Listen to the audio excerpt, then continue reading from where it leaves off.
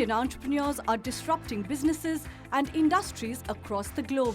With 63 million SMEs generating employment for more than 100 million people in India, what has enabled this success is access to funding and the constant push towards an entrepreneurial mindset by the government.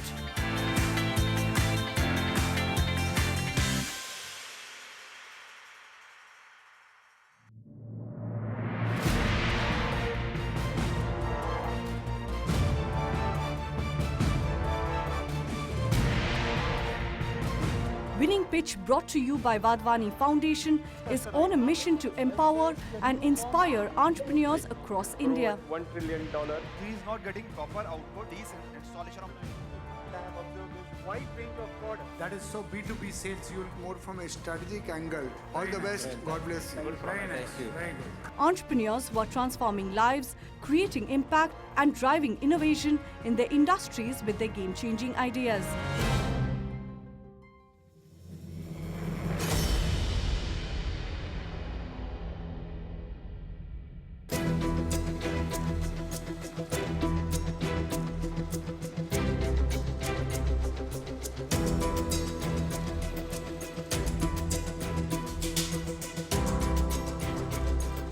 To help us on our journey in the Eastern Zone, we will be joined by India's biggest entrepreneurs, investors, newsmakers and game changers.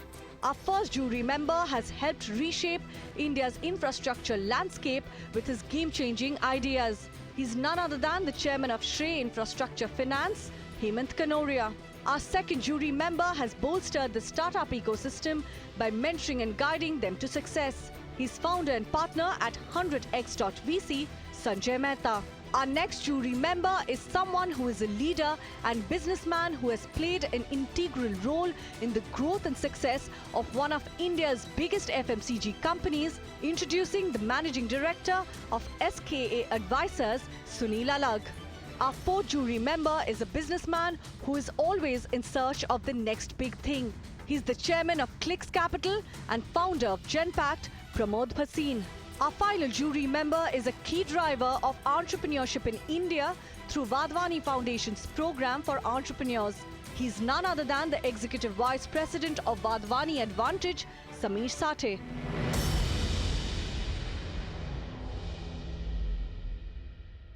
Hello and welcome to Leaders of Tomorrow, India's only daily television platform for small businesses. This season we present to you Winning Pitch, brought to you by Wadhwani Foundation, a first-of-its-kind reality television program for entrepreneurs, where the most innovative entrepreneurs pitch to the biggest jury members and investors from across India, Inc. In this episode, we bring to you more pitches from the Eastern Zone of Winning Pitch, brought to you by Wadhwani Foundation. Have a look.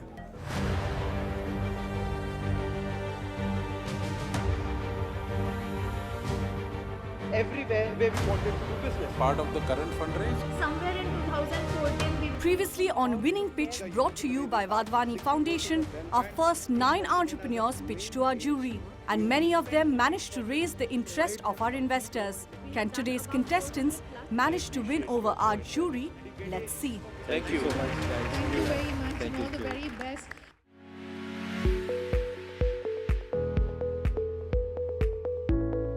Our first startup tonight, ERC Eye Care, offers affordable, accessible, inclusive, on-demand eye care for all. Take a listen to their pitch. Out of every 100 people who have a low vision, 45 guys can be treated with a simple eyeglass and 35 with a simple cataract surgery.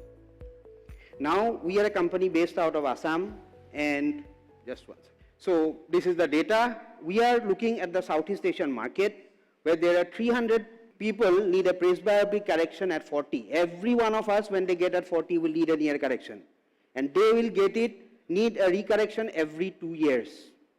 That's a total aggregated market opportunity of $8 billion annual, just in Southeast Asia. So we follow what is called the integrated patient-centric eye care. Now, when you need an eyeglass, if you're sitting at home, you just have the problem. The problem is you can't see clearly. You don't know whether you need an eyeglass, whether you have a cataract, whether you have a glaucoma, you are not sure. So the solutions that exist are not following the integrated approach. In our case, we have the hospitals, which we call the hub hospitals. Then we have mobile vans to go out in the communities to provide eyeglasses on site. Then we have stores, just 2 right now, to work as a delivery point for eyeglasses, and we are working on the e-hub platform, which we are going to start from April 2020. We have provided services to 3,50,000 people. We have sold 1,20,000 eyeglasses, and we have done 9,000 cataract surgeries. We raised $1.25 million from 6 international VC groups. So we are looking at $2 million. We are looking at technologies in deep tech where the problem of measuring your eye power using your web camera or a mobile application is possible. Some technology exists, it's not working right now. We need networks to expand to Southeast Asia. We need mentoring, and unfortunately, we are not 100x, we are just 10x. So we are looking at a 10x inflection point to reach the next inflection point in the next 1.5 years. Beyond that, we want to raise further funds so that we can do an IPO in 2027. Thank you.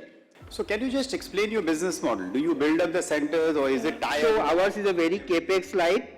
We just take buildings on lease. We start with the machinery, invest in the machinery. We start with the hospital, hire doctors. We have a approach where we can, design things in such a way so that it's flexible. It's not, the only change that we do is, what the patient needs, need-centric. So it has changed over quite a time. So online was not something, deep tech was not something we never thought, but now we think in the next 10 years, you'll sit at your home and be able to measure your eye power. How are you acquiring customers? So is the customer mainly the hospital or the individual? So the customers mainly, there are two, like one is the blue ocean strategy. We go to the community, we have centers in the community, then we have mobile vans that go out, then first show that, oh, it's the wow factor, chasma pehna diya, then people are happy.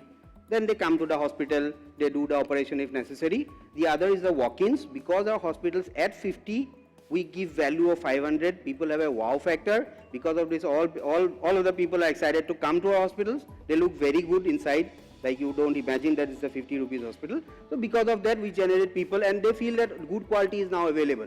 Otherwise, in Assam, for example, people go to Nepal because they are confused where to go. Because low quality, low cost, high quality, high cost. The market we are addressing, we are trying to give an experience of low quality, high quality, low cost. I don't know if the other way around mar jayega. You're working on a high volume, low margin game, and in biscuits, Parle G and Tiger all worked on that. So I want to correct him by saying that they want volume. It's not the 9% margin, but the large sums of money. Online is part of it. Online will be more encompassing, and we have seen the gap. People are doing online, now they are getting confused. Bike mein aadmi bhej rahe ghar mein aankh ke paas. Absolutely, but I think you should go to companies who don't have any vision either. On the low cost side, while you are building this business, because this is not repeatable, where I am not going to do the transaction again and again, like every 1 year or 1.5 years. No, it's not a consumable, right? It's just one time. How much money you have raised and how much equity is still with the founders? How much equity is left with the promoters? So the equity that is left, that will be left with me once the CCPS gets converted.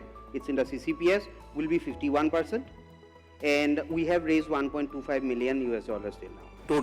Total money we have raised. Yeah, total money you have raised. Okay, thank you. Our next company is a biomedical startup from Orissa called Kalinga Biomedical that provides quality hospital equipment at affordable prices.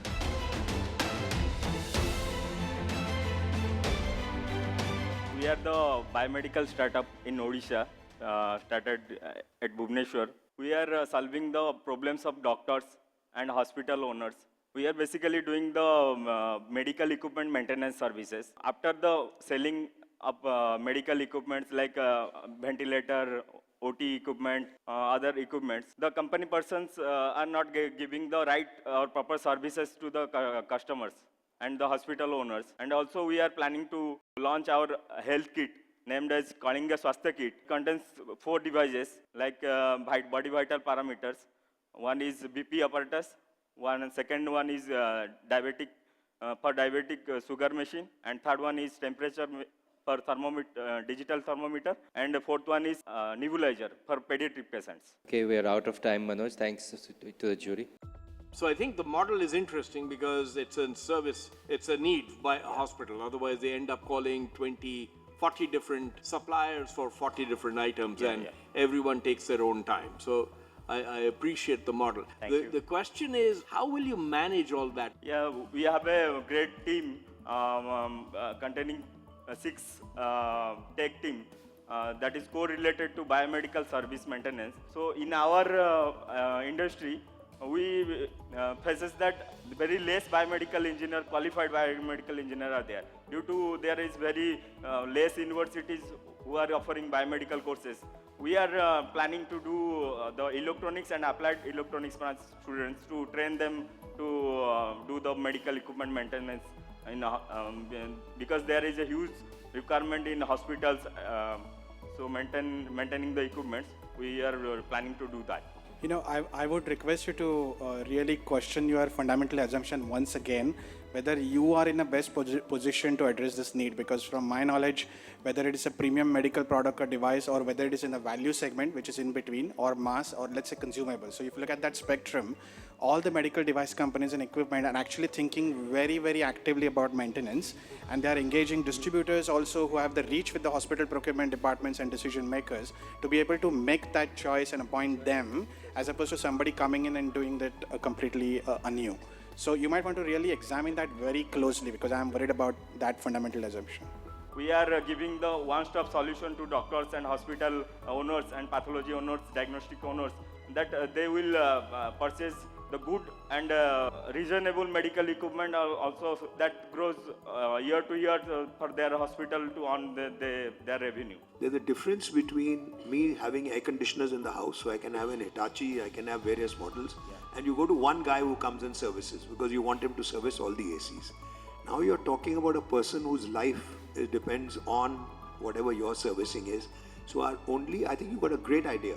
No question, all hospitals will need people like you, but try and get and talk to the manufacturers, because they themselves might find it more convenient saying, look, you are our authorized thing, anything goes wrong, they will train you and you will set up something for them. That's our only suggestion, because you're on the right track for sure. Yeah? Thank you, Manoj, for that. Thank you. Thanks very much, Manoj. It's time for a short break, but we'll be right back with more exciting pitches on the other side. So don't go anywhere.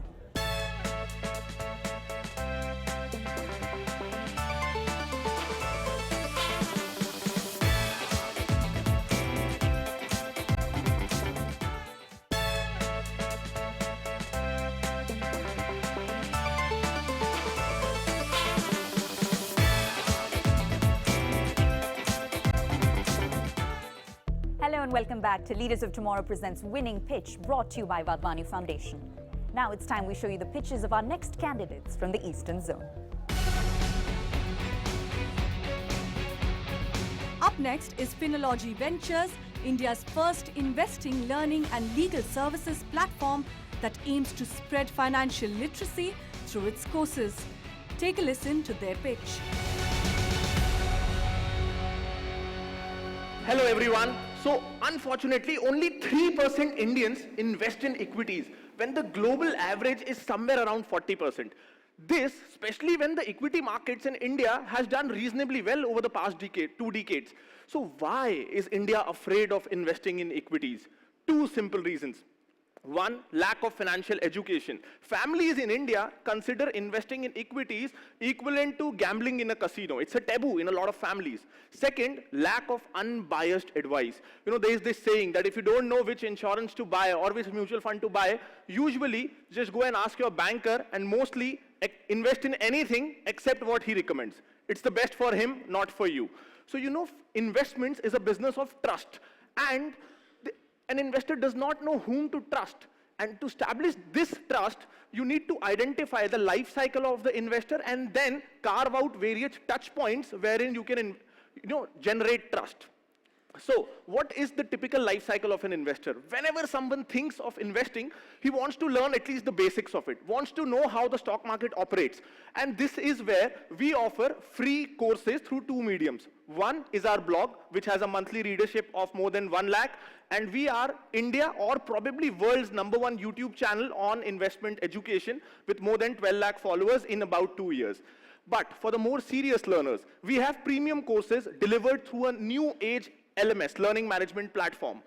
And once you have learned the basics, now you need two things: the right data and the right tools to be able to, implement your learning and take actionable decisions, which is where the free equity research tools that are there are grossly inadequate in catering to the needs, and the premium ones like Bloomberg or Capital Line are overvalued. A retail investor cannot afford that. This is where we are launching an enterprise-grade equity research tool for the retail investor, wherein it's super easy to use, super customizable, super affordable, and the depth of the data is unlike any. We are Chhattisgarh's first SEBI-registered investment advisors, and we have combined technology with a team of human experts, and we are building scalable investment products, one of which is Finbox, which can cater to thousands, even lakhs of clients with no incremental human capital, and thereby it's scalable. Also, we are building a direct investment app, mutual fund investment app, to enable people to also invest on our platform so that the stickiness remains, which will have basic advisory built in so that you don't need to take services of an advisor. Our top line has been 2.5 CR and our bottom line has been 1.1 CR, not just with zero, but negative advertisement spend. And this is 18 months ago when I started from a single room, from a phone worth 10,000 rupees and zero capital. Thank you. Thank you for that, Pranjal. Yes. What's your revenue projection? Honestly, I'm not very good with projections, and I don't have any fixed targets, to be honest. I mean, we just feel that all our existing products are very niche products, and thereby our revenue looks very low. Ticker, the screener equity research analysis tool that we are launching, is the first mass market product that we are launching, which will be priced around 200 rupees per month. And this is where we can leverage our organic reach and convert most of our YouTube subscribers to this. So what is the reason that you want to raise the money? Because you are already making a profit. Right. And the business model that you have Right. is not very capital intensive. Sure. So why do you want to why do you want to raise the capital, and what are you going to do with that capital? Sure. So this is the reason that we are not asking for money in the existing business of ours, which is Phenology Ventures, because we have sufficient cash, and you wouldn't want to come in when you see that I have money. When I am not having skin in the game, why should you invest? The problem here is that we are now looking to offer insurance aggregation. We are looking to build an insurance aggregator platform similar to Policy Bazaar, and for that we could do it ourselves, but then it will take a couple of an year or so for us to gather funds for that. Our estimation it will require somewhere around 1.5 CR to 2 CR. If we get those funds right now, we can quickly build the product and gain scale quickly. Yeah, but this is only a startup. You are still 18 months. So don't you think that it will be appropriate for you to focus in this business and bring it to a scale? Right. Instead of just getting defocused and doing many other things? Because if this has a great opportunity and you have done an excellent job, so why not scale it up for the next couple of years before you just plunge into something else? Right, this is where we did a lot of introspection, and this is where we decided that, okay, we have never sought funds for this very reason that, we are bootstrapped, we can get the cash, but when this thing came in, we decided, okay, we have two options. Either we can wait, let this business grow, expand, and then think about insurance, or take funding, give substantial equity stake, don't be too sticky about the equity. With those funds, build a nice team who knows about insurance. So, are you raising money in a separate company or this company? Subsidiary of this company, because regulations make us compulsory for us to do insurance business through a separate company. No. So, idea is an investor would get a stake in Phenology. Phenology Web Aggregator, the new company that we are incorporating. So you would run two businesses with two different shareholders. So which is why we are asking for funds, so that a professional team handles that and not my. So this is where you totally lost me. Right. Totally lost me with two businesses. I was literally interested to get in. Slight clarity. See, the existing business will hold the majority shareholding, but I need a separate company because it's a regulatory requirement. All those structures doesn't work. Different point.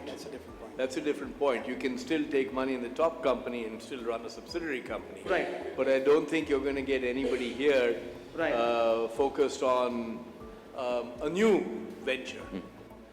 That look, you're getting into a new venture which we don't know whether it'll succeed or not, because you've got competition there the whole lot.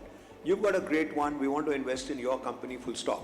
Sure. What you do with that money, you can start your other company. Why do you want us to invest in a company which is totally in the future, whereas you've done a great job with yours? Thank you so much, Pranjal, for your time. Thank you. Thank you. Our final startup tonight is Aerolic Reliability, which is transforming manufacturing through its industry-based IoT solutions. Take a look at their pitch.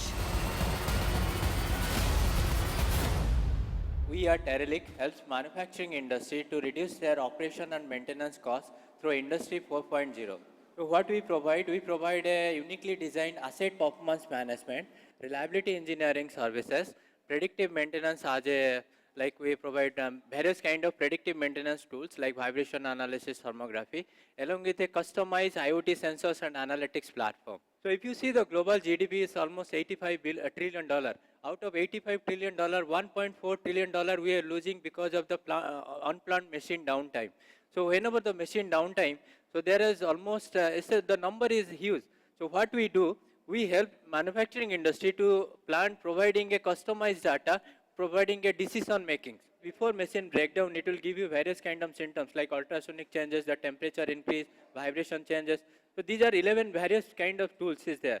So we deploy our sensors to identify all the symptoms, predict that symptoms, provide a right kind of predictions to find out the root cause. By using our products and services, customer can reduce 80% of their machine downtime, 25% reduction of their operation and maintenance costs, and 20% of their product improvement in the productivity. We are a bootstrap company. We 65 lakhs we spent. We got a 70 lakhs of grant. Another 25 lakhs, almost 1 crore we got grants, and we are looking for a 3.5 crores funding. What do you do? Kuch samjha nahi. What karte kya ho?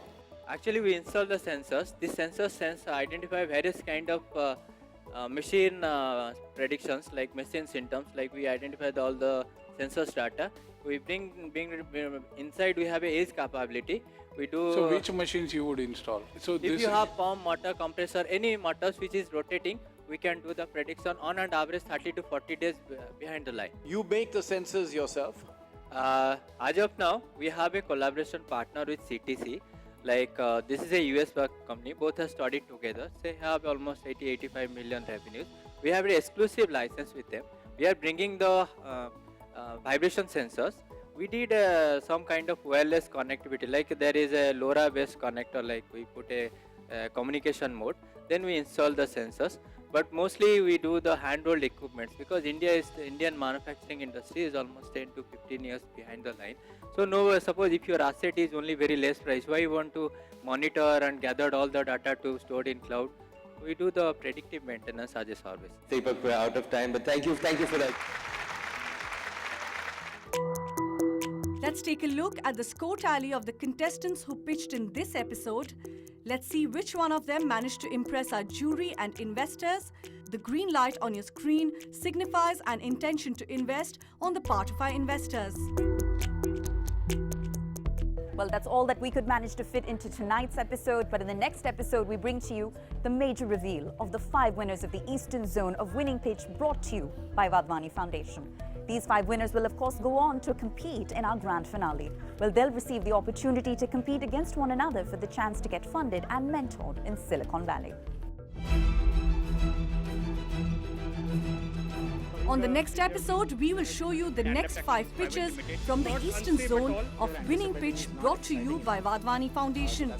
We will show you which one of them managed to impress our jury and who didn't. आपके पास लोग customers आएंगे क्यों? ये बिल्ली अच्छी है करके